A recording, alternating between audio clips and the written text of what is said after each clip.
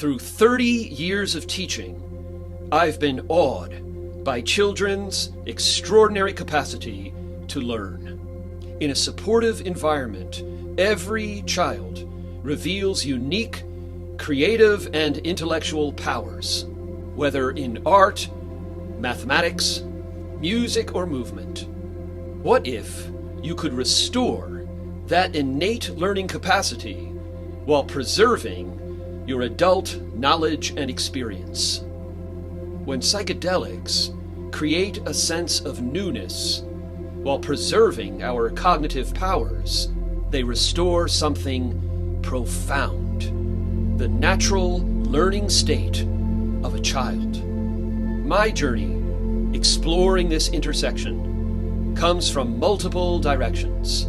Decades teaching physics, cognitive science, improvisational theater, extensive practice with many forms of yoga, and my own learning experiences in adulthood with new musical instruments, forms of meditation, and various creative projects.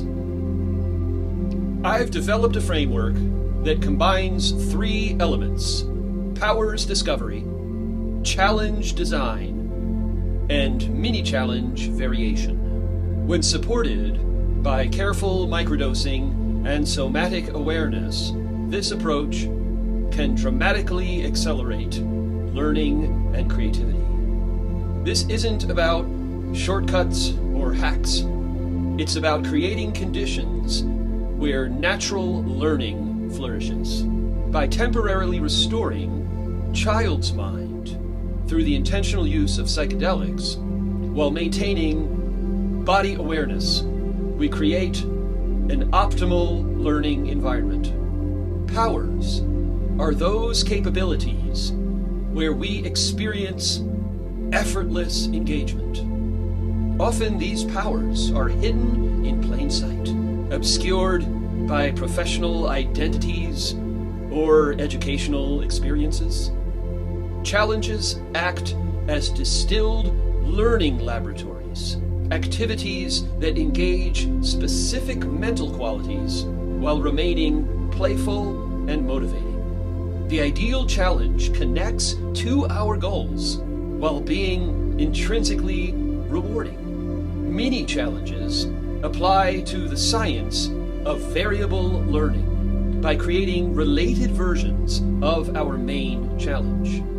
Throughout this process, somatic awareness serves as an anchor, helping us recognize when we're in flow and when we're encountering resistance. For my own exploration, I've chosen 3 very different challenges to develop qualities that support my creative and professional goals. The game of Hex develops intuitive analytical balance, the ability to shift between pattern recognition and logical reasoning. This supports my work, creating new frameworks at the intersection of science and traditional practices. Warrior 3 posture deepens body-mind awareness, which is helpful for every form of yoga I practice, teach, and write about. And finally, Recorder Polyphonics, playing and singing simultaneously, challenges my self-imposed limitations. Here's a demonstration of the game Hex, played on a hexagonal grid. The goal is to create a continuous path from one side to the other. What makes this game ideal for cultivating intuitive analytical balance is the way you find yourself shifting between broad pattern recognition and step-by-step rigorous analysis. The opening moves rely heavily on intuition and spatial awareness, whereas the end game often calls for precise calculation. Some mini challenges I've designed call for playing on different board sizes, comparing my move assessments with the built-in AI analysis, and focusing on specific phases of the game. Warrior 3 posture engages the entire body in balance while requiring focused awareness. By bringing heightened attention to this familiar pose, I'm developing deeper body-mind integration. Mini challenges I've explored include focusing on different sensory anchors, like eye position or breath awareness, and making subtle variations to the traditional form. What I've noticed is that awareness practices from this challenge transfer to other areas of my life, improving my capacity to recognize subtle patterns of tension or openness. The polyphonics challenge involves playing a note on the recorder while simultaneously singing the same note. Something I've previously attempted and labeled too difficult.